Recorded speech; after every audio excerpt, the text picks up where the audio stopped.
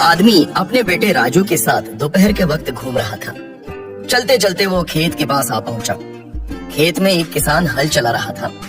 पास के एक पेड़ के पास उस आदमी का शर्ट टंगा हुआ था। शर्ट देखते ही राजू के मन में कुछ तो भी शुरू हो गया।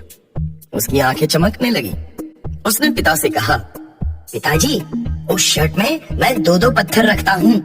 जब वो किसान उस शर्ट को पहनेगा और पॉकेट में जब हाथ डालेगा तब बहुत मजा आएगा। इस पर पिताजी ने कहा, ठीक है, पर मैं एक सुझाव देता हूँ। उस पत्थर के बदले हम 100-100 रुपए के नोट रखते हैं। राजू ने कहा, पर पिताजी, मुझे लगता है पत्थर रखने से ज्यादा मजा आएगा, रुपयों से भी ज्यादा। लेकिन पिता ने कहा, एक बार देखे तो सही, तुम्हें इसमें ज्यादा मजा आएगा। राजू कुछ नाराज होकर ही मान गया और उस शर्ट के पॉकेट में 100-100 रुपए के नोट रख दिए। उसे पता था कि मजा तो आने ही वाला नहीं है, पर पैसे तो चले जाएंगे। और वो दोनों एक पेड़ के पीछे छिप गए और किसान को देखने लगे। सूरज सर पर चढ़ आया था। किसान ने हल चलाना बंद किया और बैल को एक पेड़ के नीचे बांध दिया और उनको खाने के लिए चारा और पानी दे दिया। फिर खुद से ही बात करते हुए वो कुछ बोल रहा था। अब उसकी बातें इन दोनों को अच्छी तरह से सुनाई दे रही थी। कल से किसी के भी पेट में अन्न का एक कण भी नहीं गया है। सब लोग भूखे हैं।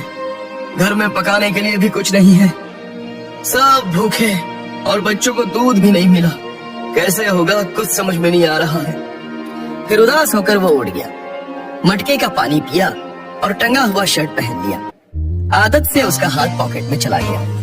हाथ में कुछ तो लगा और जब देखा तो 100-100 के 2 नोट थे।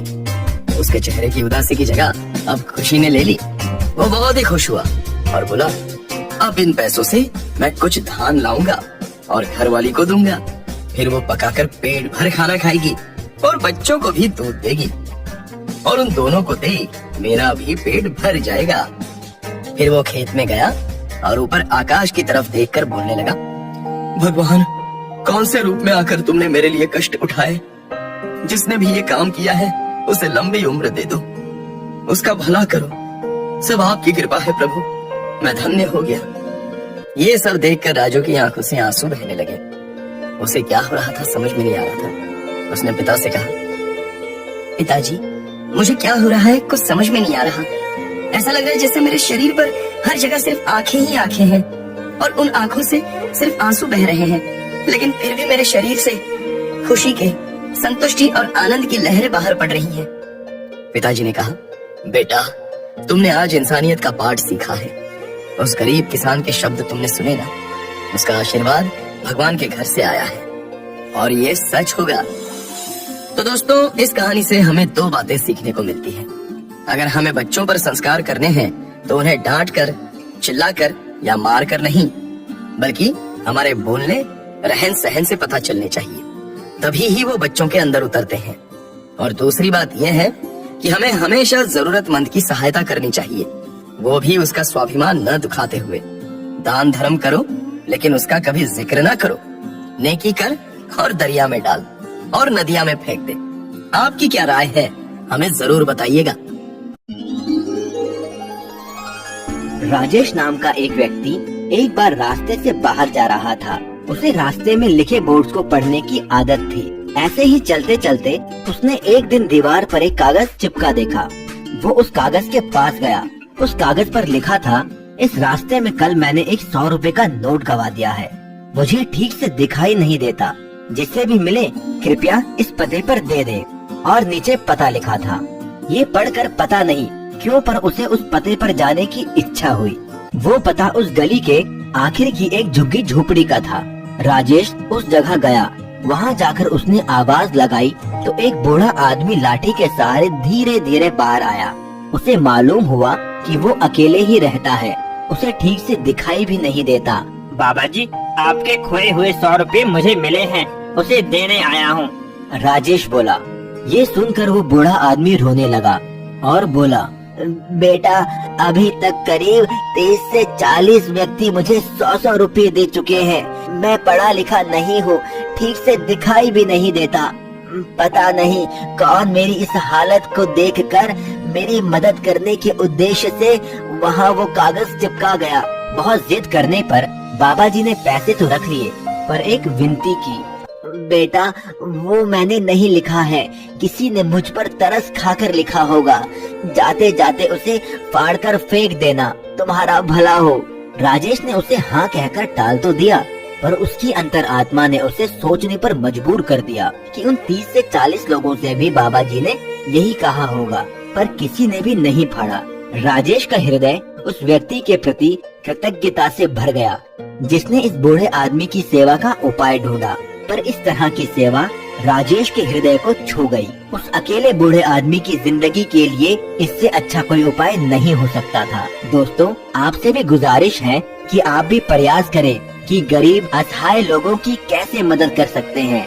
एक बार किसी जरूरतमंद की मदद करके देखिए, दिल को सुकून मिलेगा। आनंद शर्मा जी एक सरकारी दफ्तर में काम करते थे। दफ्तर आने जाने के लिए वे स्कूटर का इस्तेमाल करते। घर में लगने वाला हर सामान शर्मा जी रास्ते में लगने वाले सुपर शॉपी से खरीदते थे। एक दिन की बात है, उनकी पत्नी बोली, अजी सुनिए, दफ्तर से आते आते कुछ फल लेकर आइए, आज मेरा उपवास है। शर्मा जी बोले, हाँ जरूर लाता हूँ, पर तुम ये फिजूल में उपवास क्यों पढ़ती हो? तबीयत देखो तुम्हारी कैसी हो गई है। इस पर पत्नी बोली, कुछ नहीं हुआ है मुझे, आप ध्यान करके उतने फल ले आइए। हाँ कहकर शर्मा जी ऑफिस चले गए। काम के चक्कर में शर्मा जी दफ्तर से आते आते फल लेना भूल गए। तभी शर्मा जी को सड़क किनारे ताजा फल बेचते हुए एक बीमार सी दिखने वाली बुढ़िया दिख गई। शर्मा जी ने सोचा, कहाँ सुपर शॉप पे जाकर समय बर्बाद करते हैं, उससे बेहतर है इस बुढ़िया से ही खरीद लो। उन्होंने बुढ़िया से पूछा, भाई केले कैसे दिए? बुढ़िया बोली, बाबूजी 30 रुपए दर्जन। शर्मा जी बोले, भाई 20 रुपए दूंगा। बुढ़िया ने कहा, 25 रुपए दे देना, 2 पैसे मैं भी कमा लूंगी। शर्मा जी बोले, 20 रुपए ले रहे हैं तो बोल। बूझे चेहरे में बुढ़िया ने नाव में गर्दन हिला दी। शर्मा जी बिन कुछ कहे आगे चल पड़े और सुपर शॉपी जाकर केले का भाव पूछा तो वह बोला, 50 रुपए दर्जन है बाबूजी, कितने दर्जन दो? शर्मा जी बोले, 2 साल से फल तुमसे ही ले रहा हूँ, ठीक भाव तो लगाओ भाई। तो उसने कहा, बाबूजी यहाँ हम तोल भाव नहीं करते, लेने हैं तो बोलो, मेरे पास और भी कस्टमर है। शर्मा जी को उसका यह व्यवहार बहुत बुरा लगा। उन्होंने कुछ सोचकर स्कूटर को वापस ऑफिस की ओर मोड़ दिया। सोचते सोचते वो बुढ़िया के पास पहुंच गए। बुढ़िया ने उन्हें पहचान लिया और बोली, बाबूजी केले दे दूं, पर भाव 25 से कम नहीं लगाऊंगी। शर्मा जी ने मुस्कुराकर कहा, माई एक नहीं 2 दर्जन दे दो और भाव की चिंता मत करो। बुढ़िया का चेहरा खुशी से दमकने लगा। केले देते हुए वो बोली, बाबूजी मेरे पास थैला नहीं है। फिर बोली, एक टाइम था जब मेरा आदमी जिंदा था, तो मेरी भी छोटी सी दुकान थी, सब्जी फल सब बिकता था उस पर। आदमी की बीमारी में दुकान चली गई, आदमी भी नहीं रहा, अब खाने के भी लाले पड़े हैं।